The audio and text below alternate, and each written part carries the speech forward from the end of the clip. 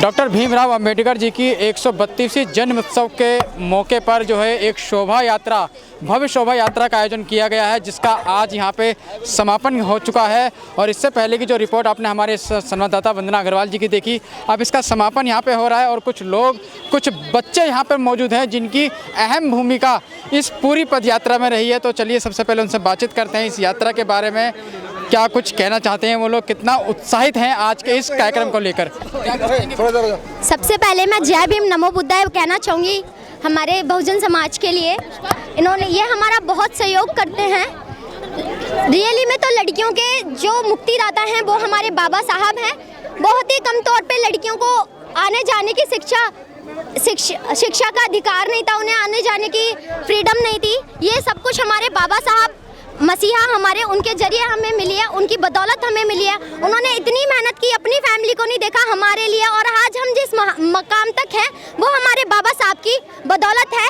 और हमारे समाज के लोग अभी भी काफ़ी सारे सोए हुए हैं। लड़कियों का ब्रेन वॉश किया जाता है कि भगवान है, ये हैं, वो हैं, जबकि हमारे रियल मसीहा जो हैं हमारे बाबा साहब हैं। उन्होंने हमें इतना आगे बढ़ाया, लड़कियों के लिए इतने सारे रूल्स, इतने अच्छे अधिकार दिए हैं, संविधान में इतने अच्छे कानून बनाए हैं लड़कियों के लिए। तो ये हमारे बाबा साहब की बहुत हम उनकी अहम भूमिका है।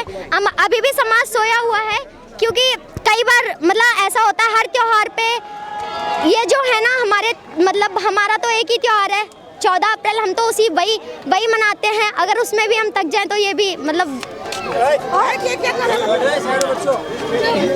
बस इतना ही कहना चाहते हैं, जो भी है बाबा साहब की बदौलत है। आज उन्हीं की वजह से हम लोग बाहर निकल पा रहे हैं, घूम पा रहे हैं, वरना हमारे समाज को कहाँ इतना आगे बढ़ने का कहाँ मौका मिलता था कि लड़कियाँ वही दासी वगैरह जो ऊंची कास्ट के।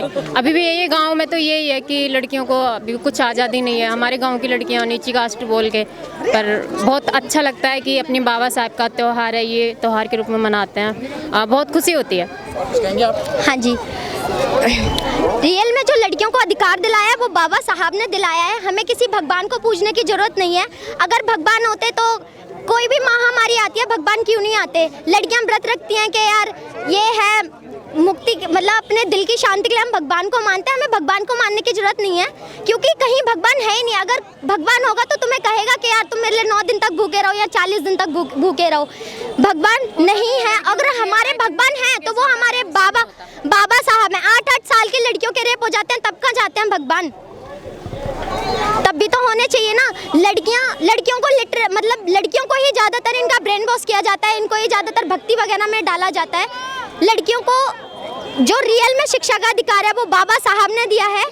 हमें उठने बैठने की भी आज़ादी नहीं थी, हमें दासी के रूप में वो था। जहाँ तक कि हमारे समाज की लड़कियों को कपड़े पहनने तक की आज़ादी नहीं थी। वो सब हमारे बाबा साहब की बदौलत हमें मिला है।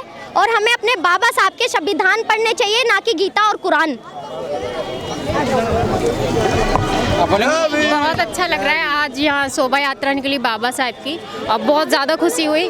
और अगर हमारे समाज के काफ़ी नए लोग आए हैं, ये हमारी भाभी हैं, इनको हमने नया जोड़ा है। अभी हमने इनको बताया कि इनकी लड़कियाँ अभी भी व्रत रखती हैं, तो हमने इन्हें बताया कि देखो हमारी कास्ट को ना, जो आओ देखो जगो हमारे साथ चलो, क्या है जो हमें आज़ादी दी है बाबा साहब की बदौलत है। ये देखो ये नई जुड़ी है हमारे साथ। आज के बहुत अच्छा लगा। कैसा लगा आपको? बहुत अच्छा लगा। हाँ जी, बहुत अच्छा लगा। और हमारे बाबा साहब ने अधिकार दिया है, जो भी दिया है अधिकार उन्होंने ही दिया है। और पहले पानी भी नहीं पीने देते थे, उन्होंने ही पानी पिलवाया। और पढ़ने नहीं देते थे, उन्होंने संविधान लिखा, उन्होंने ही पढ़ाई स्टार्ट करी जब हम लोगों को पढ़ने दिया है।